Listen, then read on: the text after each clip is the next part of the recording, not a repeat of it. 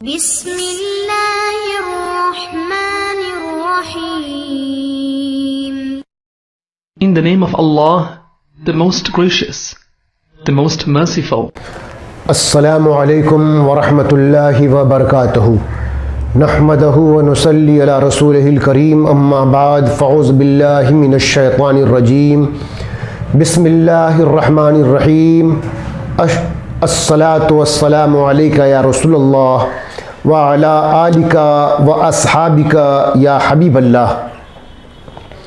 कुरान शरीफ की एक आयत का भी इनकार करना ईमान से खारिज कर देता है।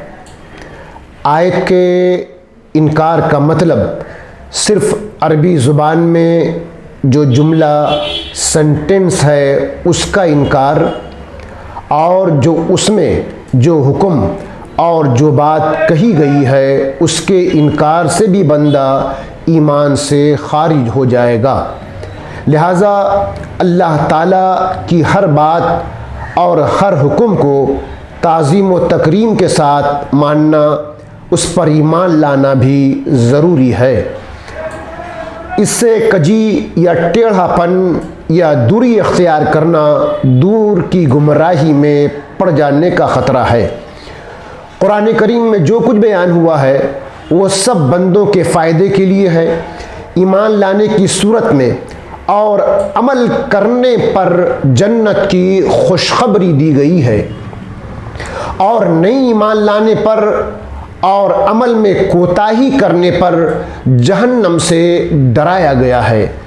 बहुत से औकात में दुनिया, नफ्स और शैतान की वजह से बंदा कुरान करीम की आयत का अमली तौर पर इनकार कर रहा होता है, उसे पसे पुश्त डाल देता है।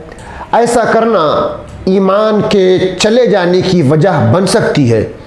लिहाजा जहां आप दुनिया और नफ्स को मुतमईन करने के लिए बहुत सी बातों पर गौर व खौज करते हैं, सीरियस होकर फूक फूक कर हर कदम उठाते हैं, अल्लाह अज़्ज़ा वजल और नबी अलैहिस्सलातु वस्सलाम की बातों पर भी उससे बढ़कर, उससे ज़्यादा सीरियस होकर अमल करने की ज़रूरत है।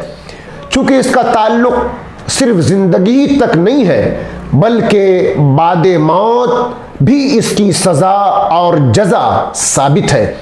अल्लाह अज़्ज़ा वजल की आयत या हुक्म को हल्का समझने वालों के बारे में कुरान मजीद फुरक़ान हकीम में किस तरह बयान आया है, देखिए। पारा 24 हाम मीम सजदा की आयत नंबर 40 में इरशाद है, इन्नल्लज़ीना युल्हिदूना फ़ी आयातिना ला यख़फ़ौना अलैना अफ़मन युल्क़ा फ़िन्नारी खैरुम अम्मन याती आमिनन यौमल क़यामह अमलू मा शिअतुम इन्नहु बिमा तामलून बसीर। बेशक वो जो हमारी आयतों में टेढ़े चलते हैं, हमसे छुपे नहीं, तो क्या जो आग में डाला जाएगा वो भला, या जो क़यामत में आमान से आएगा। जो जी में आए करो, बेशक वह तुम्हारे काम देख रहा है। इन्नल्लज़ीना युल्हिदूना फ़ी आयातिना, बेशक वो जो हमारी आयतों में टेढ़े चलते हैं। इस आयत करीमा में अल्लाह ताला की आयतों के बारे टेढ़ी राह चलने वालों को तंबीह किया जा रहा है और डांटा जा रहा है। इस आयत करीमा का खुलासा ये है कि जो हमारी आयतों में सीधी राह से हटते हैं वो हमसे छुपे हुए नहीं हैं। हम उन्हें उनकी सज़ा देंगे। तो क्या वो मुल्हिद काफिर जिसे आग में डाला जाएगा वो बेहतर है, या वो सच्चे अकीदे वाला मोमिन जो क़यामत में अमान पाने वाला? दोनों आपस में बराबर नहीं। तो अब तुम्हारी मर्जी है तुम जो चाहे वो काम करो जिनकी वजह से तुम्हें जहन्नम की आग में डाल दिया जाए, या वो काम करो जिनकी वजह से तुम्हें क़यामत के दिन आमान नसीब हो। और इनमें जिस काम को चाहो दूसरे पर तरजीह दो, क्योंकि तुम्हारे कामों का नफा या नुकसान तुम्हें ही होगा। और याद रखो कि बेशक अल्लाह ताला तुम्हारे काम देख रहा है और तुम्हें तुम्हारे आमाल के मुताबिक जजा देगा। अल्लाह की आयतों में इलाहात की मुख्तलिफ सूरतें हैं, इस पर गौर करने की ज़रूरत है। चूँकि हर कस व नाकस अगर इसे बग़ैर इल्म के समझने की कोशिश करेगा तो ईमान ख़तरे में पड़ सकता है। मुफस्सिरीन कराम ने अल्लाह ताला की आयतों में इलाहात की मुख्तलिफ सूरतें बयान फरमाई हैं। इनमें 3 सूरतें बयान करता हूँ। नंबर 1, कुरान मजीद की आयात की तावील बयान करने में सही और सीधी राह से इनहिराफ करते हुए उन्हें बातिल मानी पर महमूल करना। नंबर 2, कुरान मजीद की आयात के बारे में ऐसी बातें करना या उन्हें सुनकर ऐसा काम करना जो उनकी शान के लायक नहीं, जैसे उन्हें जादू या शेर बताना या उन्हें झुटलाना या आयात को सुनकर शोर व गुल करना वगैरह। नंबर 3, कुरान मजीद में बयान किए गए तौहीद और रिसालत के दलाइल पर एतराज़ात करना और उनसे मुंह फेर लेना। इस आयत में उन लोगों के लिए भी बड़ी इबरत है जो कुरान मजीद की आयात के अपने मर्जी के मुताबिक बयान करते हैं और कुरान पाक के सही और हकीकी मानी और मफहूम से हटकर अपनी मर्जी की तावीलें करते रहते हैं।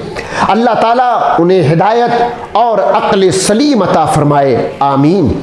इस आयत मुबारका में ऐसे लोगों के लिए बहुत ही इबरत और सबक है जो ज़ुहद व तक़वा और परहेज़गारी का इजहार करते हैं, अपने आप को कश्फ की बुलंद मर्तबा पे फायज होने का दावा करते हैं, लोगों में अपनी रूहानियत और करामतों का जिक्र बतौर ख़ास करते हैं, मालदारों को अपनी तरफ माइल करने की कोशिश करते हैं, उलमाए कराम और सही दीन की सूझबूझ रखने वालों को हकारत की नज़र से देखते हैं, उनसे अदावत और दुश्मनी की सूरत तक अख्तियार कर लेते हैं और लोगों को उनसे मुतनफ़िर करने की कोशिश करते हैं, हालांकि वो इल्म और मारिफत की हकीकी दौलत से खाली होते हैं और अपनी राय से कुरान मजीद की तफसीर बयान करते और अहादीस की तशरीह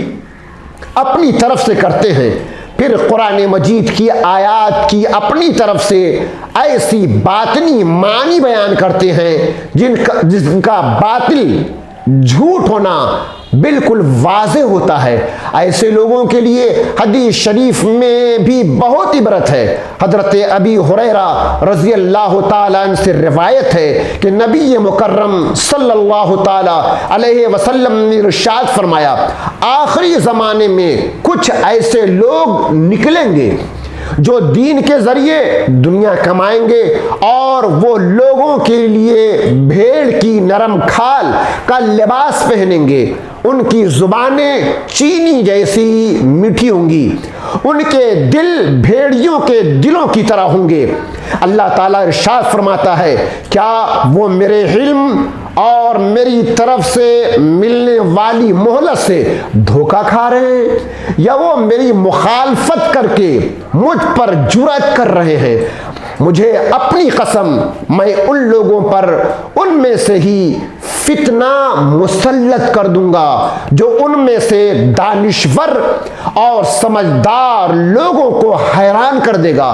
इस हदीस शरीफ की तशरीह करते हुए हजरत मुल्ला अली कारी रहमतुल्लाह अलैह ने आखिरी में यूँ फरमाया कि अल्लाह ताला ने फरमाया कि मुझे अपने ज़ात की कसम, मैं ऐसे लोगों में उनमें से ही बाज अफराद को बाज पर गलबा देकर ऐसा फितना मुसल्लत करूंगा जिसे देखकर उनमें दानिश्वर और समझदार शख्स भी हैरान रह जाएगा और वो उसे दूर करने पर कादिर ना होगा और ना ही उससे खलासी यानी छुटकारा पा सकेगा और ना उससे कहीं फरार की राह अख्तियार कर सकेगा। अल्लाह ताला ऐसे लोगों को अपना खौफ नसीब करे और अपनी बिगड़ी हालत सुधारने की तौफीक अता फरमाए। आमीन सुम्मा आमीन।